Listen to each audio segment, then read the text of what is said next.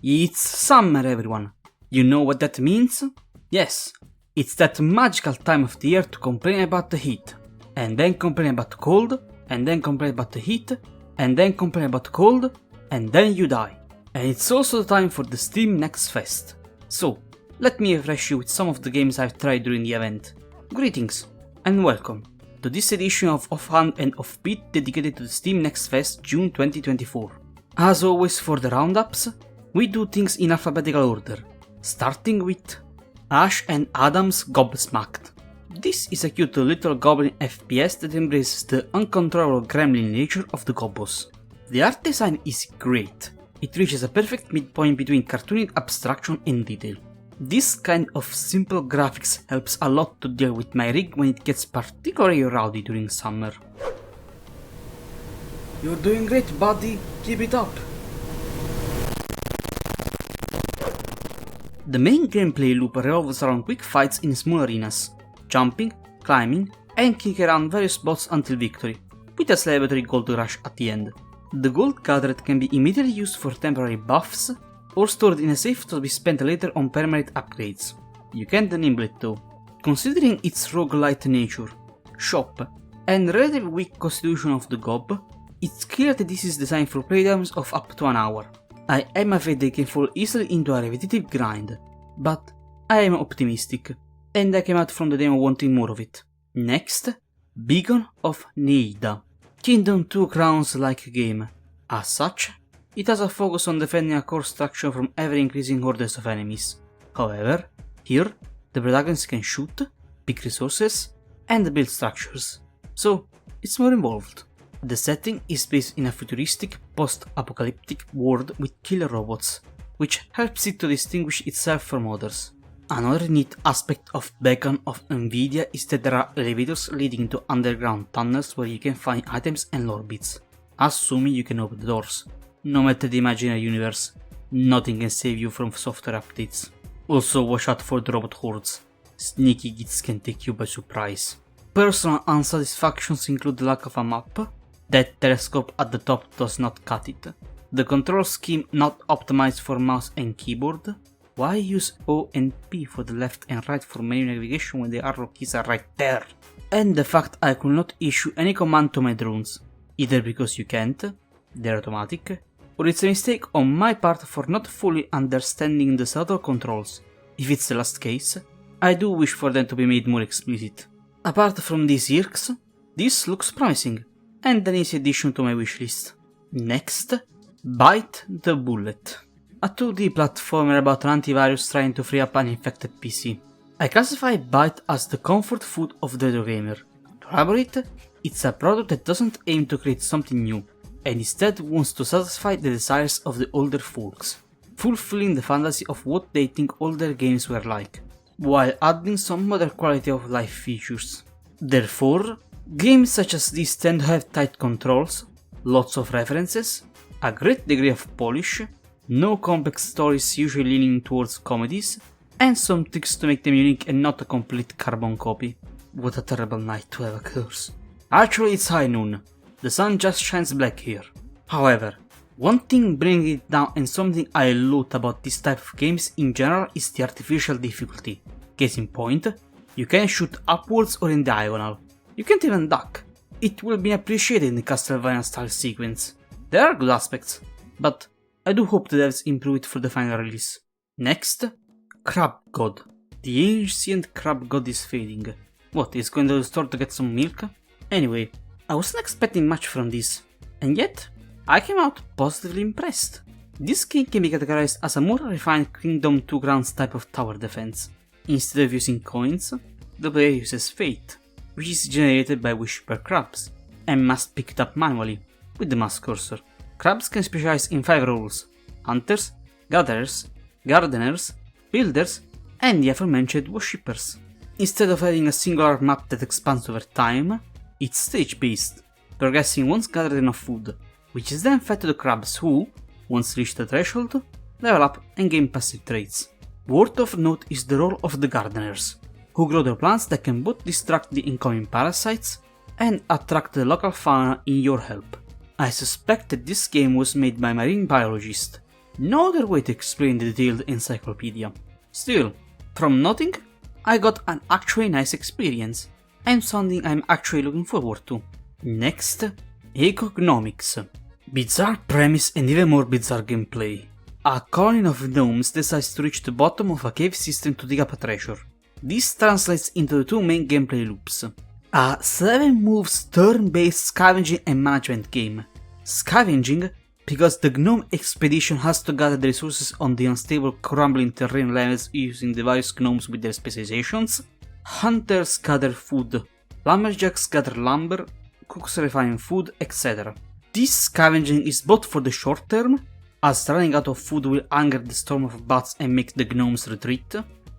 Monsters that dwell in the dark depths, encountered if the expedition delves too deep. Food management to not let be attacked by bats. Real gnome hunger moment. And long term because the extra resources you gather are used to expand the city above ground and unlock new pieces of technology. Also, there are so many gnome puns and gnome tube. Hey everybody, I'm Nami Tome, and welcome to my GnomeTube channel. Today, I'm gonna be teaching you how to make traditional gnomish roast chicken. Step 1, get your chicken. Step 2, turn the chicken into meat. Step 3, cook the chicken in a traditional gnomish fire pit. Step 4, eat the chicken the gnomish way, face first. Hope you all enjoyed this gnomish roast chicken tutorial. Don't forget to like and subscribe, and have a gnome-tastic day. Bye! I came out of this demo with a perplexed face. I'll have to think hard whether if this premise is appealing to me or not. Next, Edge of Sanity. One genre that I can't get into no matter what are survival horrors. Why? I like to murder stuff. So, the idea of hiding until the scary thing goes away, instead of bludgeoning it with a double-headed axe, is unappealing to me. As such, every time that a game with Lovecraftian themes comes out, I try to figure out whether it's a survival horror with action elements, or an action game with survival elements. Unfortunately for me, with its camp management, resource scavenging, survivors handling, and 2 strong creatures to overcome, this game belongs to the former category, and something out of my field that I just can't discuss. Maybe it will be good, maybe it won't, but it's definitely something not for me. Next, Ghost Night. A dark tale. There is little to... You know what time it is? It's time to get spooky. It's the last week of June.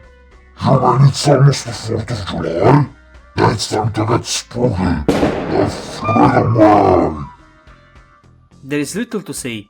This charmingly Halloween 2D platformer is a project I've been waiting for 4 years, since its reveal in 2020. And while we may still be far from its release, even in this small slice I could see the potential of a sweet little gem. From its ghosts and goblins inspired animations, to devilishly hidden secrets that are visible only because of a light distortion. It's clear that this is a passion project through and through, and I can't wait for its maturing. Next, Glyde the Dragon. When I first found out about Glyde, I was sure it was a Spyro-like. And I was half correct, because it's closer to the Eternal Light series than the classics of the PS1, which means that this is a game that focuses less on 3D platforming and more on the RPG stuff, evidenced by its combo-based combat. There are even 2 element diamonds that change the breath attack and moves of Glyde. The graphics are a little rough, especially the stiff animations, and the voice acting feels amateurish. Whoa!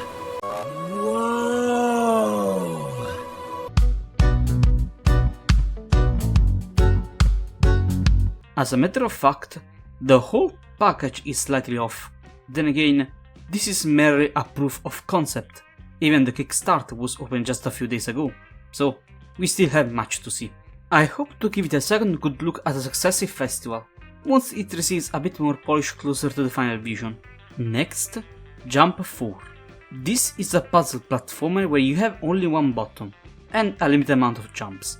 There are many ways in which, even in this little demo, the game forces you to think smart, and teaches you how the contraptions inside of it works, without needing to tell you a thing, like how jumpers can boost your height, not just reach the same level, and why you shouldn't click the jump button because you can, how and when to ration your jumps. Additionally, it employs some interesting visual techniques to give the illusion of three-dimensionality. Other neat things include power-ups that change the direction of the next jump, and other little game mechanics that make it an interesting product to look after. Next, Necroking. I'm acquiring a certain taste for auto battlers, and this one has definitely a lot of charm. The graphical style reminds me vaguely of Loop Hero, albeit in a more simplified manner, and the deck building is an interesting choice of design. The fights take place in maps divided in 4 segments. Each unit takes action on their turn, either by advancing, attacking, or executing their special move. The units cost mana to evoke, and so represent your unit cap. You also need to ration your boons, as running out during the overworld exploration forces you to discard a random card. This stimulated me to fight as many enemies as possible. For as long as your alter ego doesn't take damage, every fight is worth it, including the peasant villages. It's really like people say. Raiding and pillaging builds character, really. My early dubs are about the variety of enemy encounters. For now, there is only the human kingdom, and the lack of a minimap for the directions. I hope for more factions and more races in the future. Still, I'll keep it in my radar. Next, ParaPerspective, a puzzle game about perspective. Very similar to EcoGnomix, PSP game with the same premise. I don't remember much about Ego though. The game revolves around finding a way to reach the X-Max spot, or connect 2 walking dudes with the same number of dots on their chests into one. To achieve this, the player connects separated blocks positioning the camera the right way, creating illusory bridges when covering a gap with another block, and make the little dudes fall from certain holes into the desired location, or into the void, if you are feeling particularly devilishly silly. I'll keep it in mind. Such puzzles have become rare nowadays. Next, Pipsqueak. There is a niche set of developers who produce games under certain limitations, mechanical or thematical however may it be. For designing under a challenge/clear limit helps to spur up the fantasy. Examples include the various game jams, or the community of the Pico 8. I suspect that this project was born of a similar plot, specifically from those who create games as if they were to run on a Game Boy Advance, kind of like Good Boy Galaxy. It has that feeling to it. It also has the charm and level of polish for a game from such a console, but with modern design philosophies and ideas. Another comfort food for the retro gamer, another wishlist. Next, Sacre Bleu. This 2D platformer is oh boy, I'll be blunt. It's absurd to pretend completeness during a demo showcase, but for this one, I feel like it was released a bit too early for its own sake. Missing sounds, finicky controls, disappearing characters, rough drawings, not a good impression. One positive note is that it manages to blend 2D sprites with 3D environments better than others. But I do believe that the devs should have waited another fest and spent a bit more time cooking. As of now, it feels too much half-baked, even for a demo, and I struggle to see the full picture. Sorry. Let's move towards Silence of the Siren. It took me 2 minutes of playtime for a grin to start forming on my face, for I recognized what the project was aiming to achieve. This is a turn-based game following the same design principles of Heroes of Might and Magic, but in a sci-fi setting. It has everything. Overworld exploration with random resources on the map? Check. Hero abilities and equipment? Check. City management? Check. Staked units? Check. Hexagonal battle map? Check. Casual card? Check. I only played for 30 minutes, because I want to experience this game in its best state. It's another easy wishlist for me. Next, Technotopia. City builder card game with an interesting premise. You are an AI created to manage a city for the betterment of its citizens, having to balance your resources so that none goes into the negatives, dealing with the various dilemmas of the 4 factions: government, aristocrats, merchants, and workers. Least you lose. You have to manage your expansion carefully, as setting up the buildings in a certain way will make them generate more resources. There are so many limited ways you can fill up the square map. Make sure that you are using the most efficient, and depending how you deal with the dilemmas, you can get a reduction on certain upkeeps. But an increase in others. No way to go rogue and start a world war to impose yourself as the sole governing body. Sorry. The game requires better pacing for the time being, with a smaller area to deal with at the start. I am willing to retry the demo on another fest if I get notice of significant improvements on this front. Also, more than one track looping over and over would be greatly appreciated. Still, I'm willing to give it a second chance in the future. Next, the big catch. Man, with a little graphical change, this demo will fit right into the official GameCube catalog. The level of polish of this 3D platformer is outstanding. Everything has so much character, even in the little movements the devs have given to the UI elements. The dreamlike desert setting / music reminds me a lot of the chill-induced visions of Homer from the 8th season of The Simpsons, my favorite sketch from the series. I can't wait to see what else this game has to offer. Next, Voidwrought. This Metroidvania, or as I like to call them explorative platformers, belongs to the birthing category of Hollow Knight likes. The 2D hand-drawn graphic style, the subtle narrated story about a great civilization crippled by decadence and brought down by a spreading sickness. They even define the protagonist as a vessel. And the combat itself resemble that of HK. Other examples that may emulate one or more aspects include Crowsworn, Constance, Nine Souls, and Bow, Path of the Lotus. The whole judgment hinges on whether devs are going to be able to match its level of quality. If they do, great! Another splendid Metroidvania to play. If they don't, it's going to be forgotten faster than a failed vessel thrown into the abyss. Father, don't do it! I love you! Scale issue. Next, Warcana. Half pseudo turn-based tower defense, half auto battler / deck builder, with the caveat being that opposite armies go directly for the enemy base, not each other. The spectacles are great, the sprite work is fantastic. Also, the starting screen. Man, does this take me back. The UI though is a bit of a mess. Why would you put your resource display on the right side of the screen instead of top is beyond me. And I wasn't taken by the music. But my main gripe resides with the gameplay. I feel like it requires a bit more mechanics to be engaging. Involve the player more during the action phase, not just limited to casting spells. The fights have a duration of 130 seconds. In the first 20 you have a window for building your structures, but there is little for the way to do for the remaining 110. It doesn't sound much, but when you limit to just that 20, and then passively watch the fights unfold, it adds fast. Especially when a match could last 20 minutes. It will roughly translate to 4 minutes of gameplay and 16 minutes of just watching. Adding something like a glass cannon hero under direct command of the player should do the trick. It could be good, but needs more mechanics. Next, Warden's Will. There is a lot of potential for this third-person shooter. The fly cape flapping in the air superhero style is something that few games can claim, and the weapons feel satisfying to use. There is a lot of replay value with all the 7 weapons and 4 characters. I do wish it was more tutorialized. I had no idea how some things worked. However, I am afraid that the devs may focus so much on the 3-person co-op aspect that they may neglect the single-player balancing. It felt way too slow to conquer the radar points, like I was progressing at a third of the intended speed. I am hopeful for this project, but I want to take a second good look once it matures a bit. Next, Wild Bastards. Procedurally generated FPS, from the creators of Void Bastards.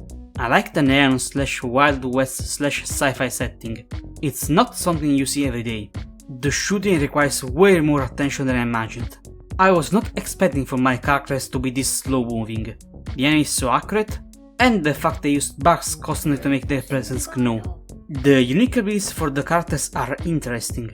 The one which grants the immediate death of a random enemy in the area is ludicrously strong, and the fact that you are constantly chased and need to pick your battles carefully gives a nice tension to the whole. The demo definitely left me wanting to know more about this project, and I will consider it in the coming months before its release. And that's it! I hope you enjoyed this roundup. Thanks for watching, and farewell, until we meet again.